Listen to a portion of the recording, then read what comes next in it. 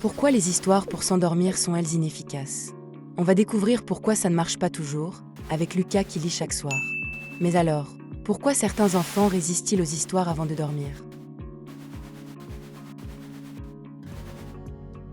Lucas remarque que même à 2 ans, les tout-petits ressentent une insécurité qui rend le coucher difficile, histoire ou pas. Mais alors, comment les rituels nocturnes peuvent-ils aider malgré cette résistance? Lucas se demande si les rituels ne sont qu'un jeu. En fait, il crée un repère qui signale au cerveau qu'il est temps de dormir, accélérant l'endormissement. Mais alors, pourquoi les histoires audio semblent parfois moins efficaces que la lecture à voix haute?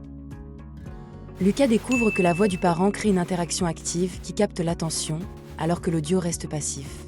Mais alors, comment transformer un récit audio en moment interactif pour renforcer son efficacité? Lucas croit que les histoires audio sont toujours écoutées seules. Pourtant, on peut les rendre partagées, le parent commente et crée un moment rassurant.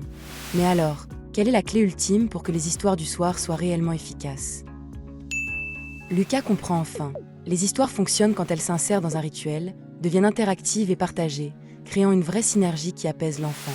Mais alors, pourquoi les histoires pour s'endormir sont-elles inefficaces? Lucas a découvert que les histoires ne sont pas une baguette magique. À 2 ans, les tout-petits rencontrent souvent l'insécurité du grandir, ce qui rend le coucher difficile même avec un conte. Mais alors, pourquoi certains parents réussissent-ils à apaiser leurs enfants malgré cet âge fragile?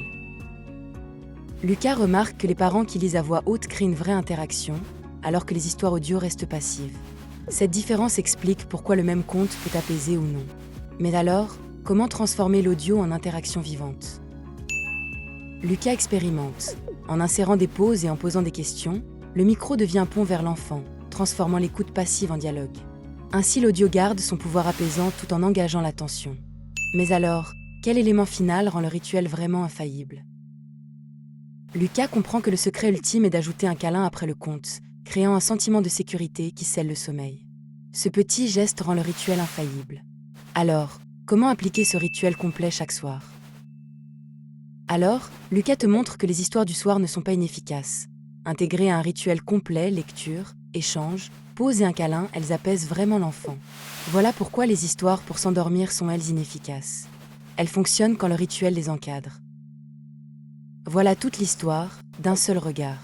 Maintenant, tu sais, dessine-moi le monde.